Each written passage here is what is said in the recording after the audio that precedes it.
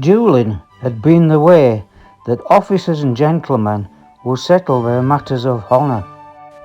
It would be carried out from the 15th century and well into the 19th century.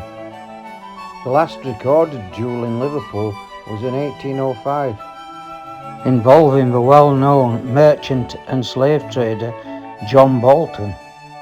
Bolton was born in Ulverston in the north of England. He moved to Liverpool at the age of around 17. After making his fortune in the slave trade, he went on to become a very important figure in the town, eventually living in a mansion on Duke Street. His opponent had been involved in 2 previous duels in Liverpool.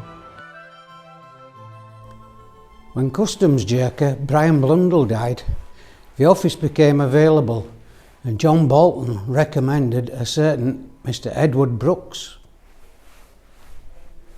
After a short time in the post, Brooks, who was also a native of Ulverston, made a request for an increase in salary. The request was turned down and Brooks blamed Bolton. Bolton being president of the West Indian Association.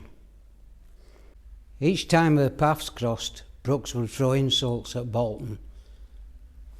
This carried on for some time, until eventually a meeting was arranged to have a duel.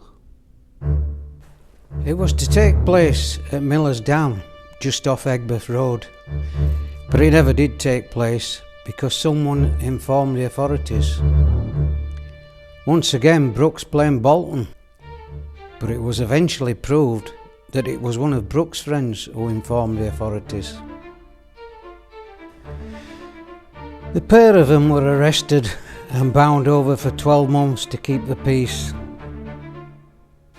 Before the year had elapsed, on a winter's day in Castle Street, John Bolton was in the presence of Mr. Thomas Earle.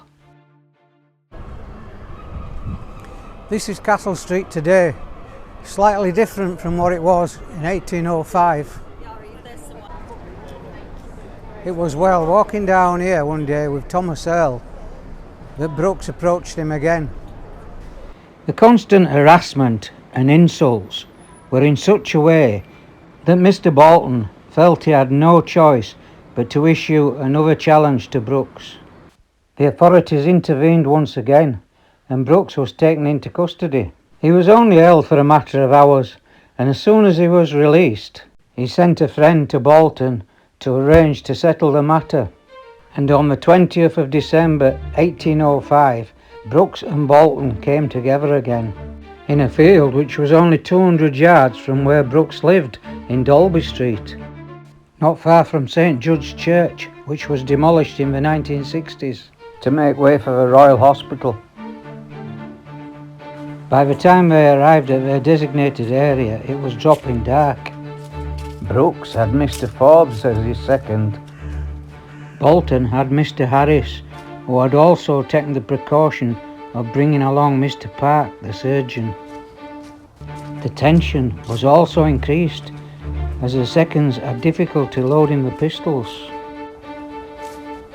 Brooks fired his pistol first, but completely missed. Then Bolton shot Brooks in the right eye. He was killed instantly. At this, Bolton hurried from the field and stayed in hiding. But on this occasion, there was to be no trial. Brooks's friends had stated that he was fully to blame, and the last known duel in Liverpool had come to an end. And after that episode in his life, a new era was about to start for John Bolton. Even though he still had Bolton Hall in Yorkshire, he bought a new mansion on the banks of Windermere, and what he turned it into was something spectacular.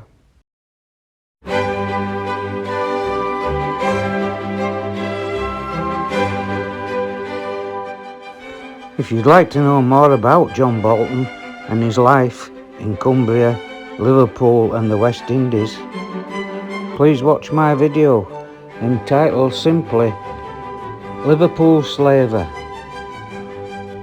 And thanks once again for watching.